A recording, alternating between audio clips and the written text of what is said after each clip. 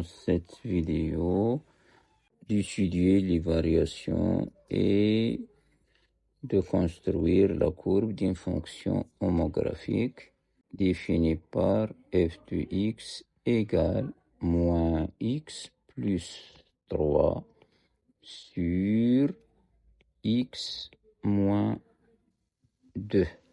Une fonction homographique est une fonction qui à x en fait correspondre une expression de la forme ax plus b sur cx plus d.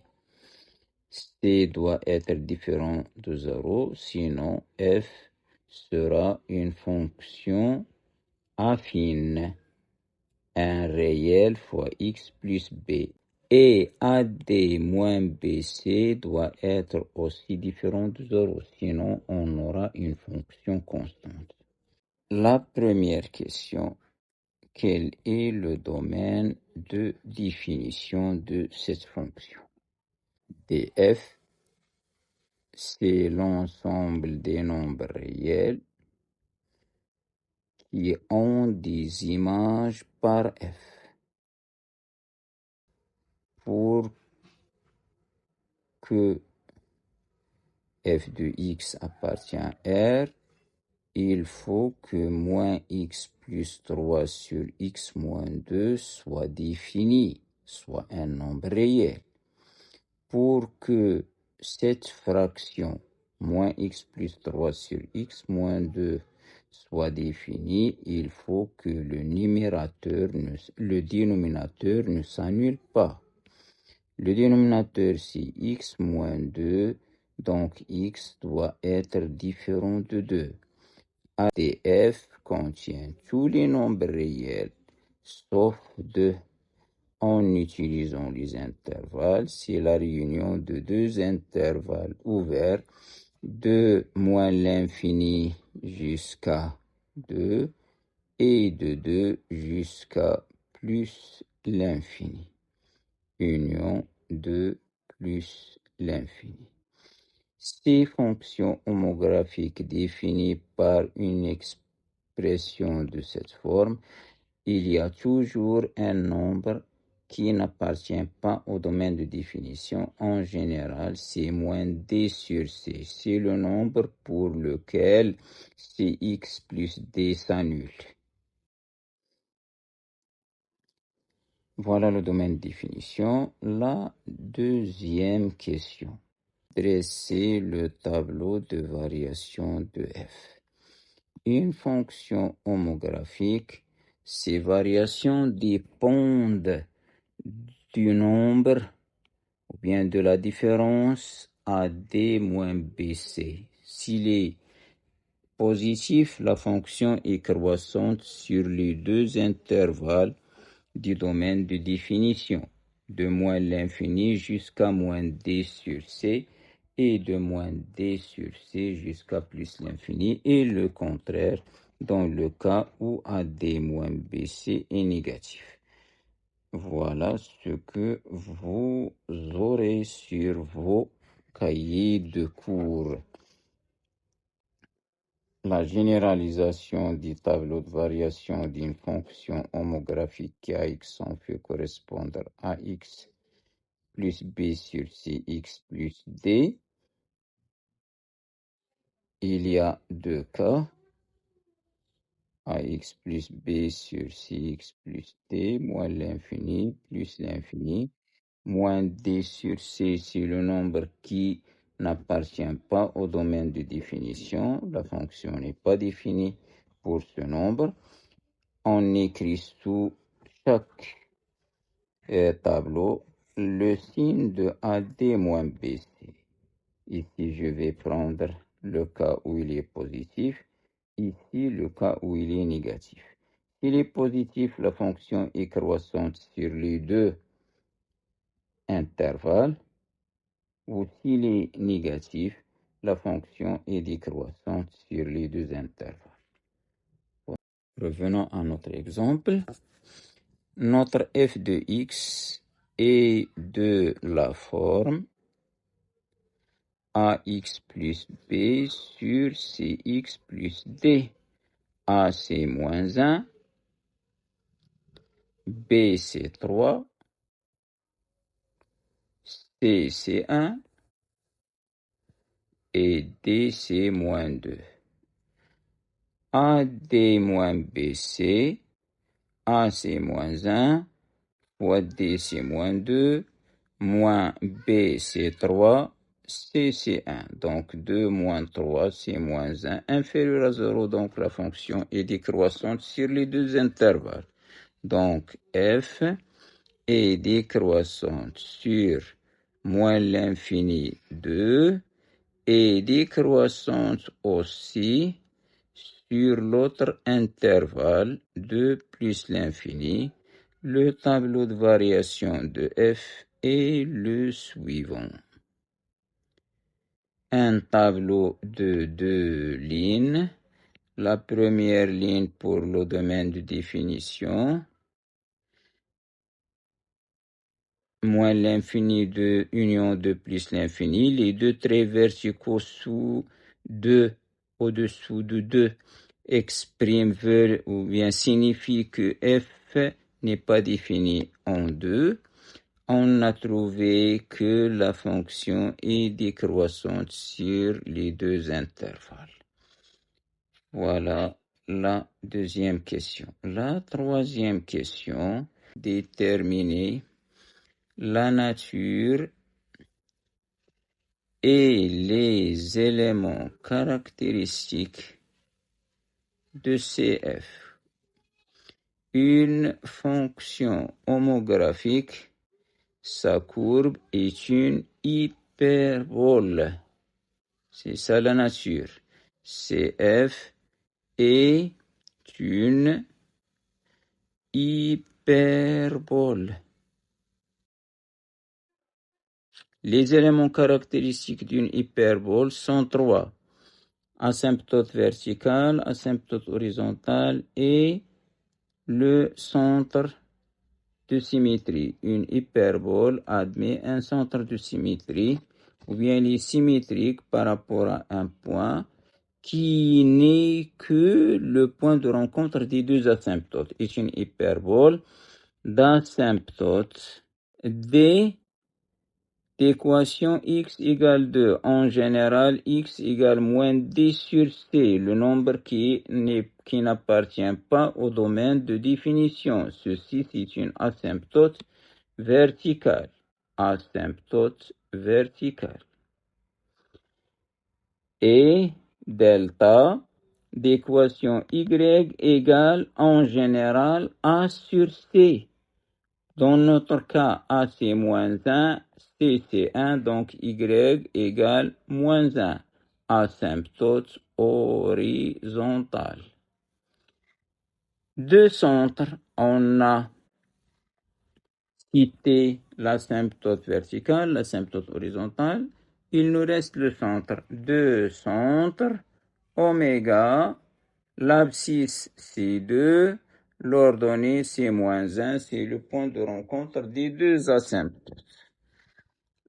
La quatrième question, déterminer les points de rencontre de CF avec les axes du repère. Avec l'axe des ordonnées, il faut calculer f de 0. F de 0, ça va donner moins 0 plus 3, c'est 3, sur 0 moins 2, c'est moins 2, 3 sur moins 2, c'est moins 3 sur 2. Donc, CF coupe l'axe des ordonnées noté habituellement au Y, c'est le point A d'abscisse 0 d'ordonnée moins 3 sur 2. Pour déterminer les points de rencontre de la courbe de f avec l'axe des abscisses, il faut résoudre l'équation f de x égale 0. F de x égale 0 signifie moins x plus 3 sur x moins 2 est nul. Une fraction est nulle signifie que son numérateur est nul, ça signifie que moins x égale moins 3, ça signifie x égale 3. Donc, la courbe de notre fonction va couper l'axe des abscisses OX en un seul point parce qu'on a trouvé une seule solution. Je vais l'appeler B. L'abscisse, c'est la solution qu'on a trouvée 3. L'ordonnée, c'est 0. La cinquième question, calculer,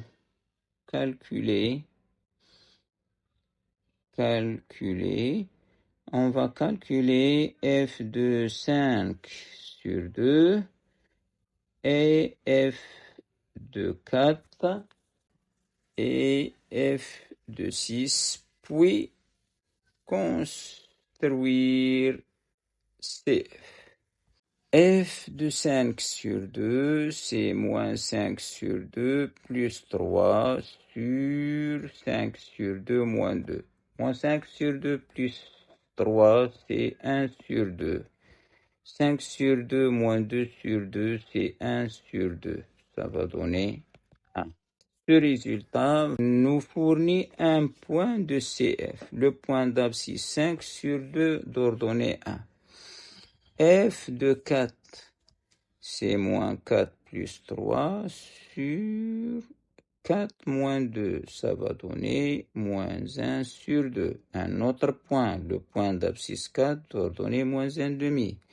F de 6, moins 6 plus 3 sur 6 moins 2, ça va donner 2 moins 3 sur 4. La courbe de F, l'axe des ordonnées, l'axe des abscisses. On commence par les asymptotes. L'asymptote verticale a pour équation x égale 2. Je vais prendre un carreau comme unité. Voilà l'asymptote verticale.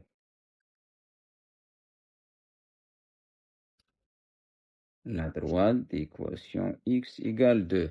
L'asymptote horizontale, c'est la droite d'équation y égale moins 1. Voilà l'asymptote horizontale. Y égale moins 1. Les points qu'on a. 5 sur 2 a pour image 1.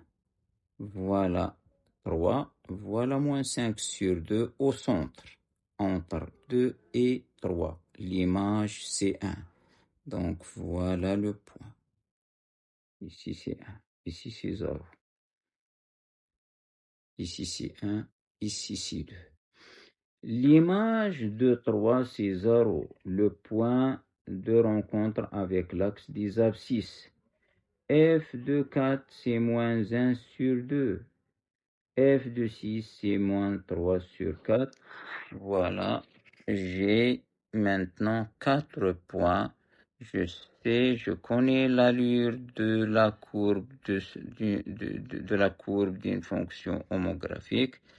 J'ai la branche de gauche. Une hyperbole est formée par deux branches symétriques par rapport au centre de symétrie, qui est le point de rencontre des asymptotes. Voilà la première branche. La deuxième branche, c'est le symétrique de celle-ci. Pilon f de 1. F de 1, c'est 2 sur moins 1, c'est moins 2. F de 1, c'est moins 2. Donc voilà le point. F de 0, il nous a donné le point de rencontre avec l'axe des ordonnées. C'est moins 3 sur 2, c'est moins 1,5. On peut calculer f de 3 sur 2, moins 3. On peut maintenant tracer en respectant l'allure des hyperboles. Ici, on s'approche de l'asymptote verticale et là, on s'approche de l'asymptote horizontale. Voilà la courbe de la fonction. La sixième question. Je vais considérer une fonction g qui à x en fait correspondre f de la valeur absolue de x. Le domaine de définition de g, d de g égale quoi? Bon, le domaine de définition de g, c'est l'ensemble des nombres réels tels que g de x appartient à R, c'est-à-dire f de la valeur absolue de x appartient à R. Par f, tous les nombres réels ont des images sauf 2. Donc, pour que f de la valeur absolue de x existe, il faut que la valeur absolue de x soit différente de 2. C'est-à-dire que x ne doit pas prendre la valeur 2 et la valeur moins 2.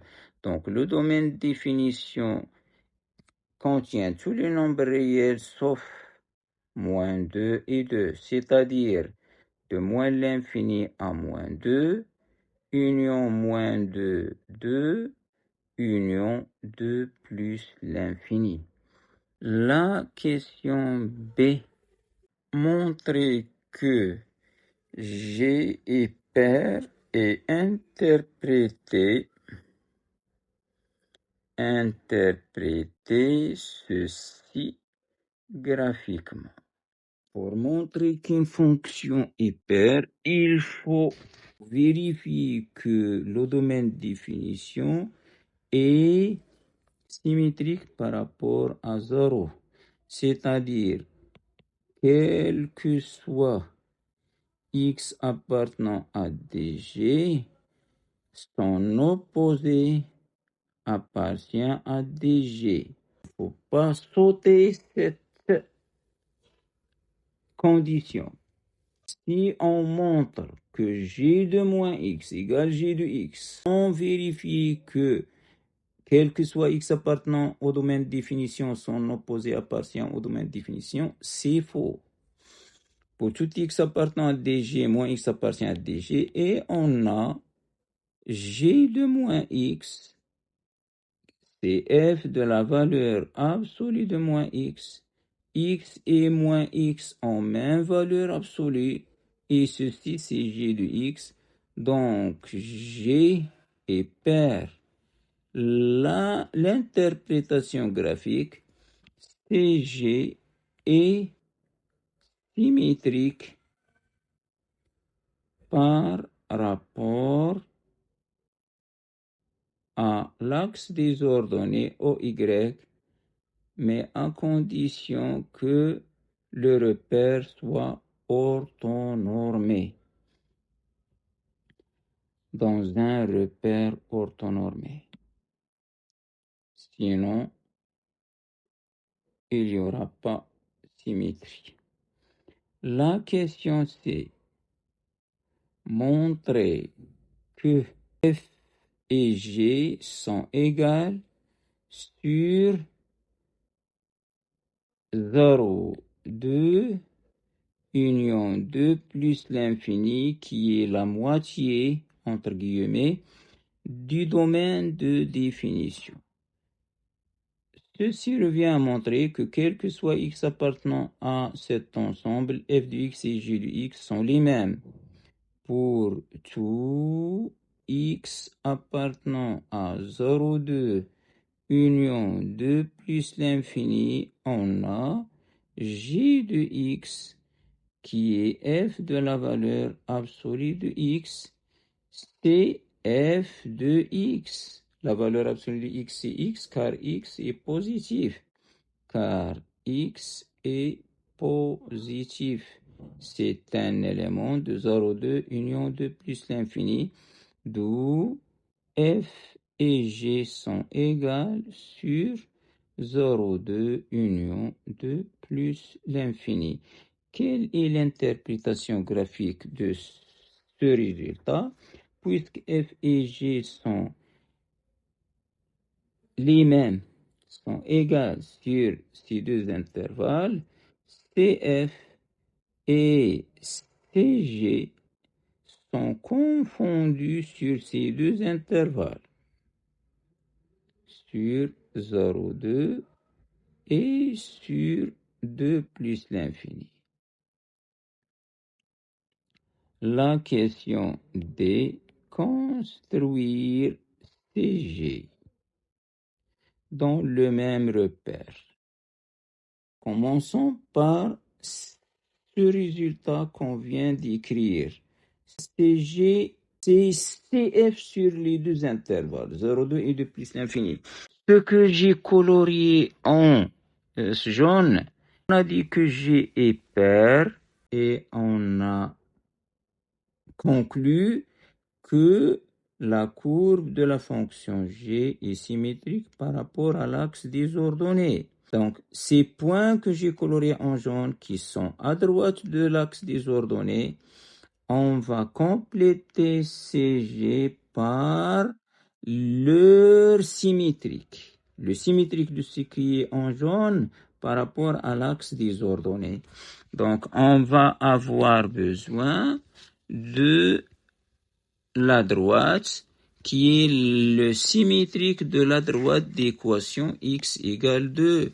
C'est la droite d'équation x égale moins 2. C'est ça. X égale moins 2.